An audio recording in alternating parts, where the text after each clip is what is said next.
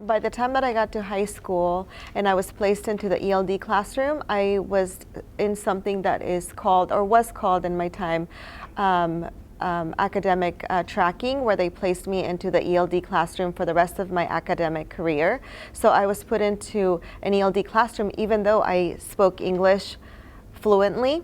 And being there made me feel like I didn't belong in school. So I started making bad decisions. So because I felt like I didn't belong and like I wasn't a good student, I started cutting school and not attending regularly and not getting the best grades. And so I started, just not doing well in school. So that was it. I just felt like I didn't belong.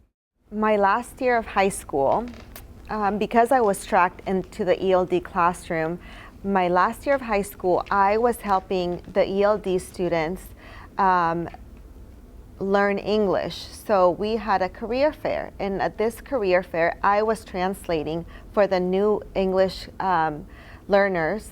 And at this career fair, we went into one of the jobs I was translating for them, that they really wanted to hire people who were bilingual, and they said, well, we would really like to hire you because we can tell that you're bilingual and that you're translating here, and we see this as an asset.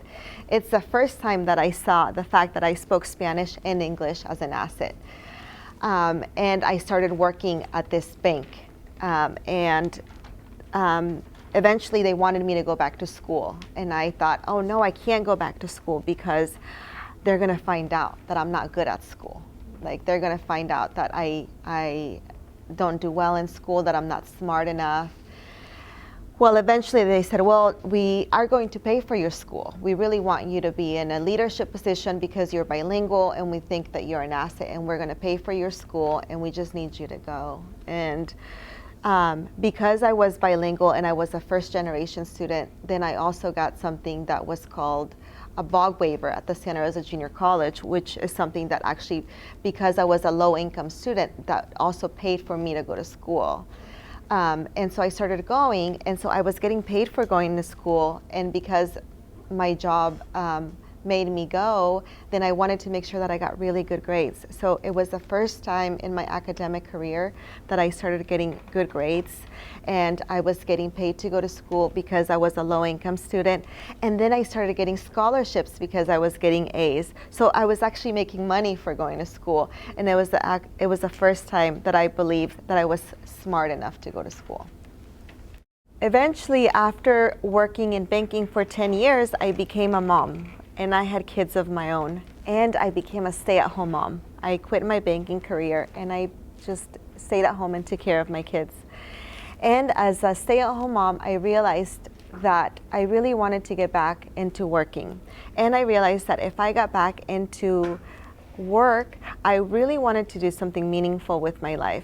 And I remembered what my experience was like in education and how I felt left out in school. And I really thought that if I went back to work, I wanted to do something that was meaningful for me and that I felt proud to do. And I really wanted to change the trajectory of students in education. And that's what made me want to go back to counseling, especially in schools. I think that my personal experiences as a woman of color and as a first-generation immigrant to the United States has really guided my work as a mental health counselor. I want things to be different for students than it was for me, so I love working for first-gen students. It's like a reason why I'm here at Healdsburg Junior High.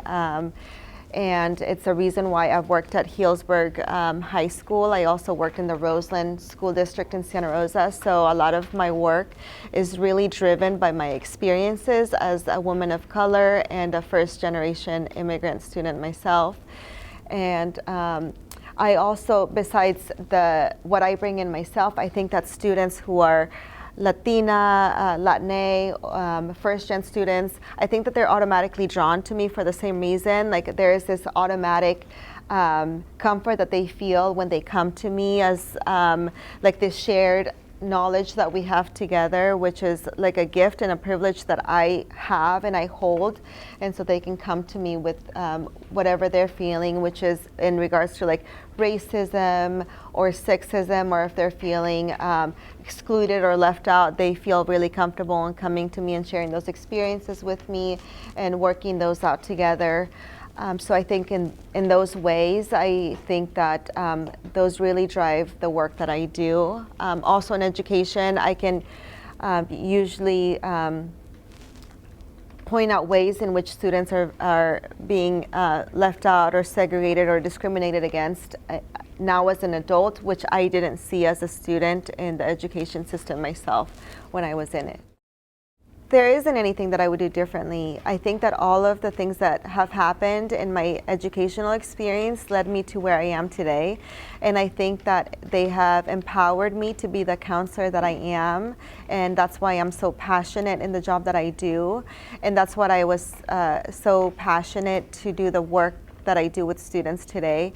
I would tell myself that that I am a good student and that I am smart, and my grades are proof of how hard I am trying. They're not a show of my intelligence as a human, right? So they're just one measure of something, but they are not a proof of my intelligence as a human. And so I think that I put a lot of emphasis on that. And I think that if I were to go back, I would say that, you know, my worth as a human is more than just my grades.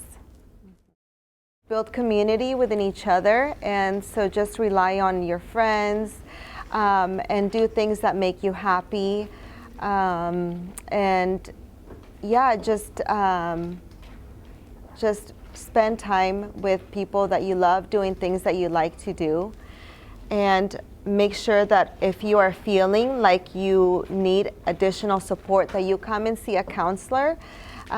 There are a lot of supports in schools now to help support your mental health. So if you have community and if you have friends and if you feel like you're struggling with your mental health, middle school is when mental health struggles can really be showing up for you. And so if you feel like you need additional support, please come and get it. We are here for you, and we love seeing you, and we are here for you. So come and see us.